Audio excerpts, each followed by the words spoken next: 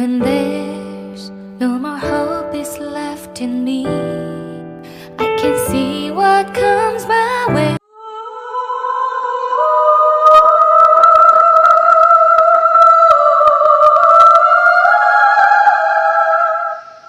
ये कहानी 3 दोस्तों की है जिनका नाम विक्रम, सुनील और जॉन होता है, जो बॉम्बे शहर में नौकरी करने के लिए आते हैं।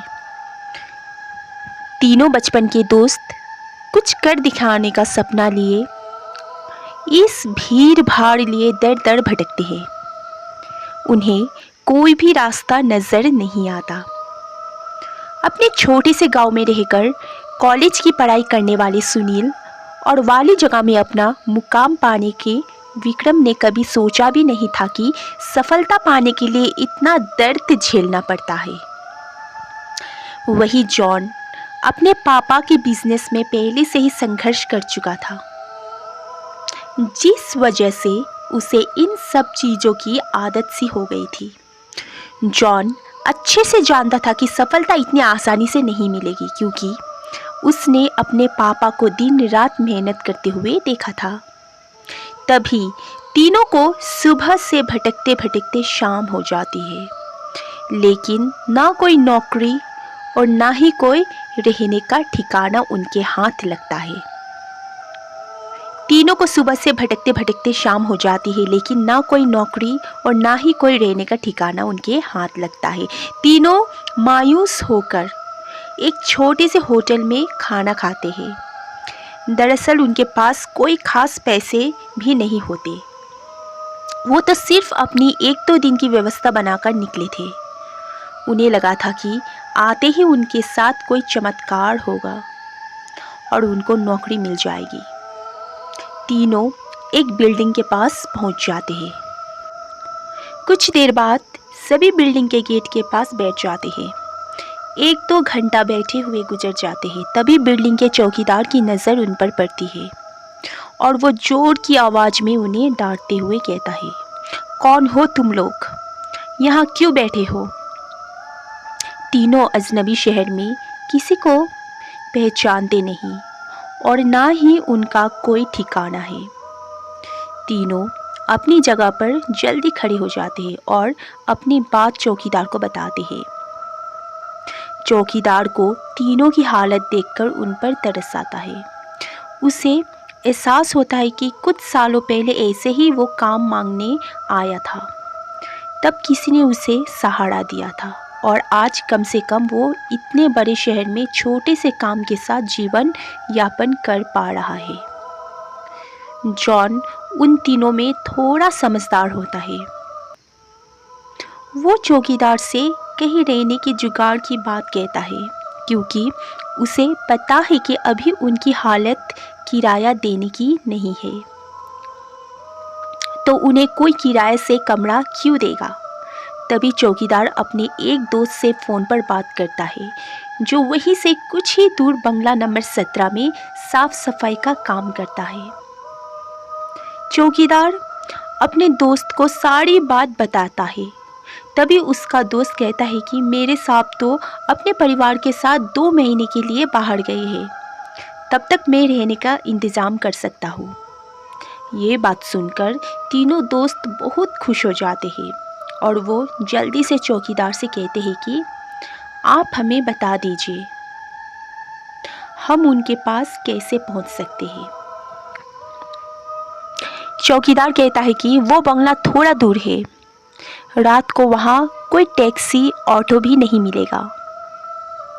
आज तुम लोग यहीं सो जाओ, कल सुबह हम साथ चलेंगे।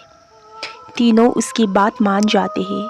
सुबह उठते ही तीनों चौकीदार के साथ बंगले में पहुंच जाते हैं। बंगले की खूबसूरती देखकर तीनों दोस्त हक्का बक्का रह जाते हैं। उन्हें यकीन ही नहीं होता कि उन्हें इतने अच्छे बंगले में रहने का मौका मिलेगा। बंगले का नौकर तीनों दोस्तों को गेस्ट रूम में ले जाते हैं। तीनों दोस्त रूम में पहुंचकर राहत की सांस लेते हैं। जल्दी से तीनों नहाकर तैयार हो जाते हैं और काम की तलाश में निकल जाते हैं। अब रहने का तो ठिकाना लग चुका था, तलाश थी केवल अच्छे काम की। जिससे उनका गुजारा चल सके। लेकिन आज भी उनके साथ वही होता है। सुबह से शाम हो जाती है लेकिन तीनों हताश होकर वापस अपने स्थान आ जाते हैं। नौकर तीनों के लिए खाने का इंतज़ाम करके रखता है जिससे उन्हें बहुत ही राहत मिलती है।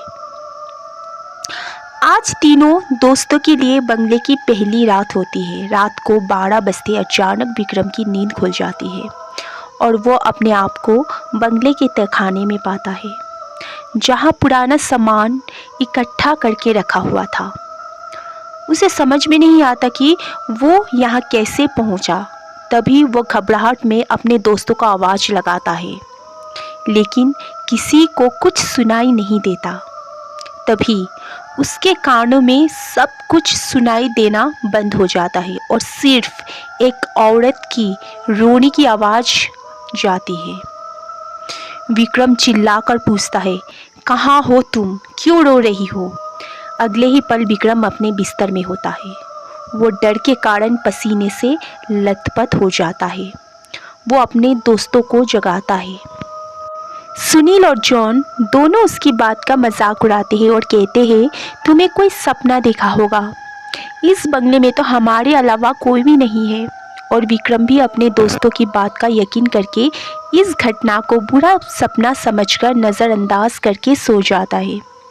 सुबह उठते ही तीनों दोस्त फिर से तैयार होकर काम ढूंढने निकल पड़ते हैं। लेकिन जैसे ही वो बंगले के गेट से बाहर निकलते हैं अचानक कोई औरत आकर विक्रम को चिट्ठी देती है जिसमें लिखा होता है, तुम इस पते पर जाओ तो काम मिल जाएगा। और औरत अचानक भागते हुए उनके नज़रों से ओझल हो जाती है। तीनों दोस्त सोच में पड़ जाते हैं कि हमें काम की ज़रूरत है। ये इस औरत को कैसे पता? लेकिन तीनों को काम की बहुत ज़रूरत होती है। उन्हें लगता है कि भगवान ने उनकी मदद करने के लिए किसी को भेजा होगा और तीनों उसी दिशा में आगे निकल जाते हैं। यहाँ का पता उस कागज़ में लिखा होता है। यहाँ पहुँचते ही उन्हें एक बहुत ही बड़ी बिल्डिंग दिखाई देती है। दरअसल ये बहुत बड़ी कंपनी होती है और तीनों कंपनी के गेट पर पहुँचते हैं और वहाँ के सिक्योरिटी गार्ड को चिट्ठी दिखाते हैं। सिक्योरिटी गार्ड चिट्ठी नियुक्ति विभाग के पास भेज देता है और जैसे ही प्रबंधक को वो चिट्ठी मिलती है तो उसमें उसके मालिक का हस्ताक्षर होता है। वो उन तीनों से पूछता है, आप हमारे मालिक को कैसे जानते हैं? तभी विक्रम जवाब देते हुए कहता है, मैं तुम्हारे बॉस का दोस्त हूँ। अब प्रबंधक के पास इनको काम न देने के अलावा कोई विकल्प नहीं होता। इस कंपनी के मालिक का हस्ताक्षर जो उस चिट्ठी पर मौजूद था। कंपनी के मालिक 7 दिनों की ट्रिप पर विदेश कंपनियों के दौर में थे और उस बीच उनसे कोई संपर्क नहीं था। इसीलिए प्रबंधक ने उन तीनों को काम पर रख लिया और अपने साथ उन्हें काम की जगह दिखाने ले गया।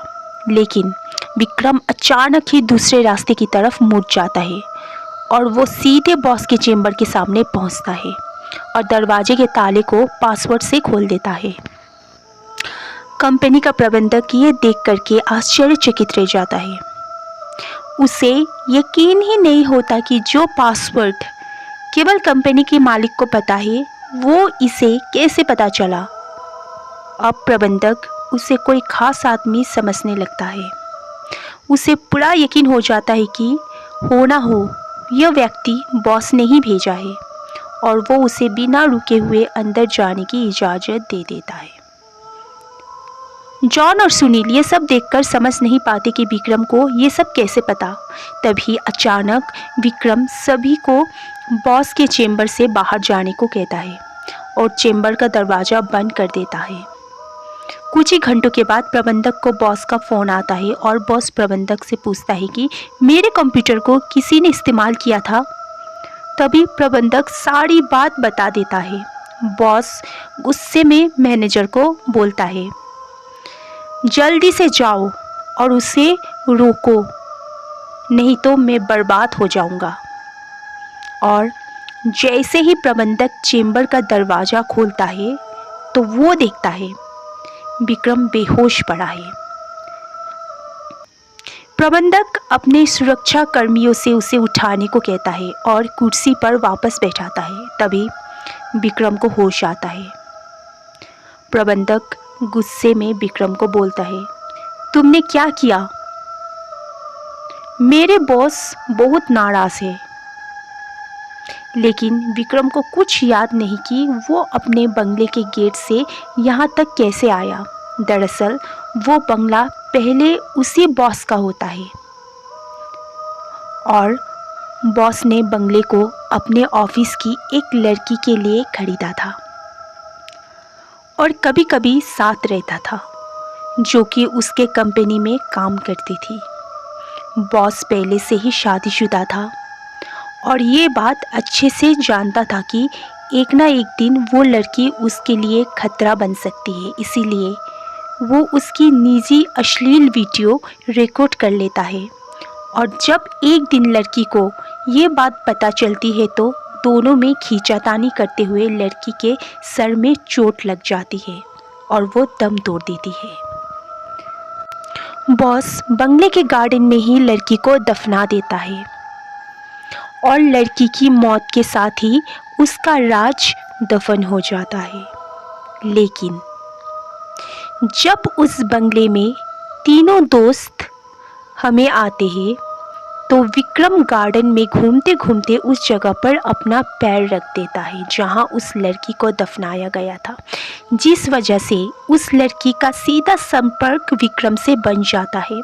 वो विक्रम के अंदर प्रवेश कर जाती है और उसे काबू में करके अपना बदला लेने के लिए ऑफिस प्रवेश करती है और बॉस की काली करतूत को इंटरनेट में वायरल कर देती है। बॉस को विदेश से ही गिरफ्तार कर लिया जाता है। उसका काला चिट्ठा सबके सामने खुल जाता है और वो बेनकाब हो जाता है। उस लड़की ने मरने के बाद भी अपना बदला ले लिया था। अब शायद उसकी आत्मा को शांति मिल जाएगी। तीनों दोस्त उस बंगले को बुरा सपना समझकर भूल जाते हैं और इस दर्दनाक भूतिया कहानी का अंत हो जाता है।